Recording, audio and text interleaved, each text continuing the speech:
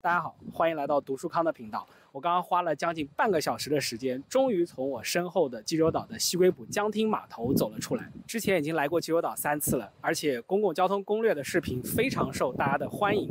但其实从来没有踏足过汉拿山以南的部分。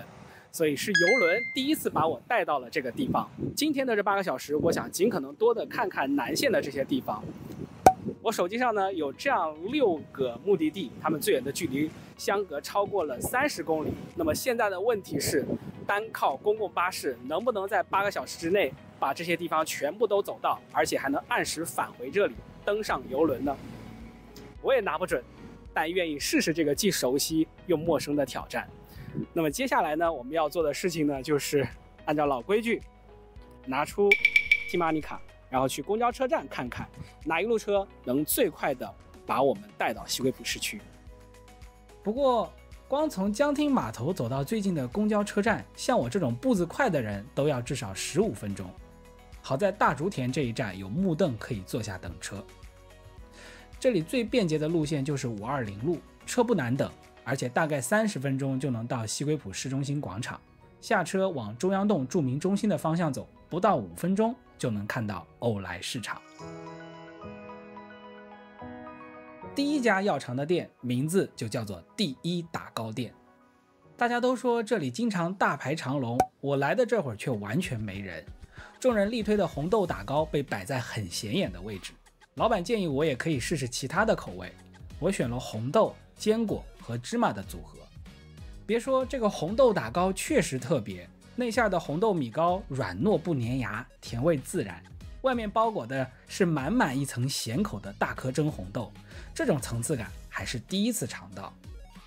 要吃的第2家店就在打糕隔壁，但不知是不是碰上了一个特别的星期二，大门紧闭，只好再接着去找下一家店。可第3家店也让我吃了闭门羹，我索性拿出手机看看附近还有没有其他分店，结果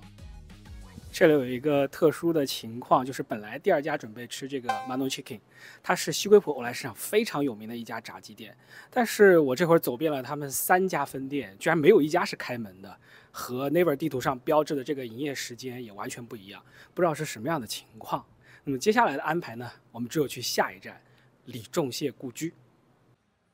只要是光顾了欧莱市场，都会注意到顶棚梁架上装饰着肌理对比强烈的牛。这头白牛的原型来自韩国国民画家李仲谢。西归浦对于他来说是颠沛流离的一生中难得的避风港。1950年，李仲谢离开圆山南下避难，从此再也没有回到家乡。在西归浦避难时，他们一家4口挤在5平方米不到的茅草屋隔间里，糊口都是难题。2个儿子经常在海边自己抓螃蟹吃，上天难得的食物馈赠成了李仲谢画作里的常客。他笑言这是一种弥补。这时的他已经没钱买纸，但颠沛的恐慌和思念的凄苦让他灵感迸发，捡到什么都能当画纸，比如烟盒里的锡纸、木片，而锥子、钉子则成了他的画笔。1956年，41岁的他贫病交迫又精神失常，以无关人员的身份孤独地死在了红十字医院。如今战争的硝烟散去，茅草屋旁李仲谢常走的小路被命名为李仲谢路，路上随处可见牛、螃蟹和岛屿这些画作元素，仿佛在诉说着他暗夜星星般的传奇。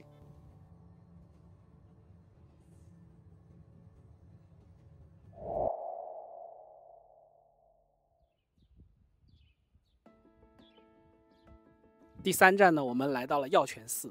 药泉寺顾名思义的话，就是庙里有一口包治百病的泉水。药泉寺也是目前韩国规模最大的佛教寺庙。大家可以看到我的身后，它的大雄宝殿特别的雄伟，高度达到了30米。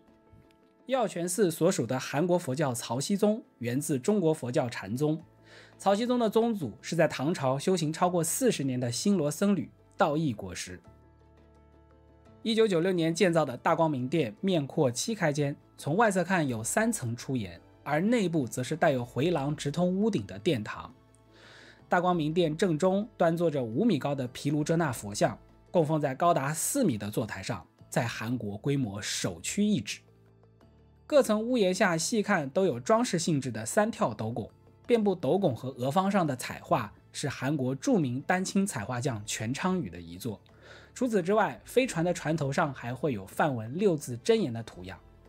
后面的山坡上还有石窟法堂。大殿的西侧则有罗汉殿，这里共有一尊世上绝无仅有、手捧大鱼的第501尊罗汉。坐北朝南的药泉寺面朝大海，棕榈和黄柑茂密生长，一派热带海岛的氛围。站在大殿后方遥望，眼前海天一色，不愧是清修的圣境。现在距离我们出发已经过去了4个半小时，那大家都知道我们现在只去了3个地方如果要去绿茶博物馆的话，那可能会赶不上游轮登船的时间，所以接下来呢，绿茶博物馆这个地点会被直接省略掉，我们会去 The Cliff 咖啡厅。我只是在图片上看过，它类似于一个悬崖边上的咖啡館。那么究竟景色怎么样，然后看到大海的视角怎么样，我们接下来就去这个地方。山崖咖啡馆位在中文观光园区，很多人熟悉的泰迪熊博物馆、信不信由你博物馆、如美地植物园都在这一带。在中文观光园区能称得上山崖咖啡馆的看上去有2家，它们之间的距离大约200米，一家是 Padabala 望海，另外一家是 The Cliff。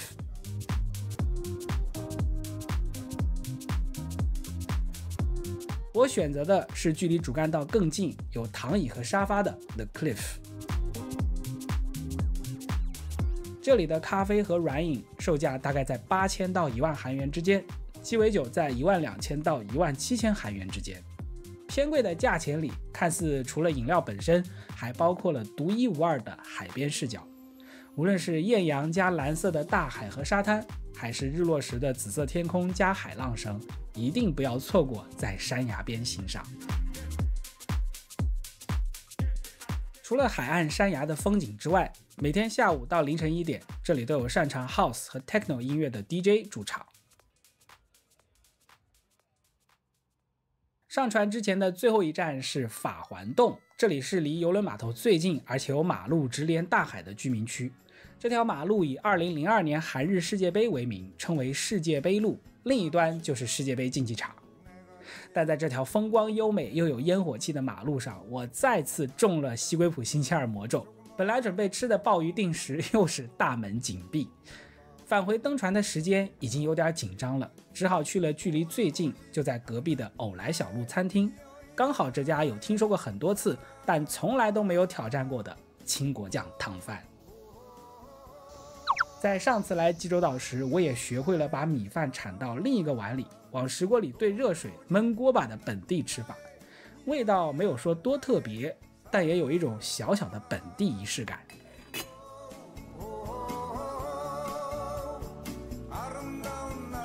对了，今天的内容就是这样，感谢大家的支持，下期再见。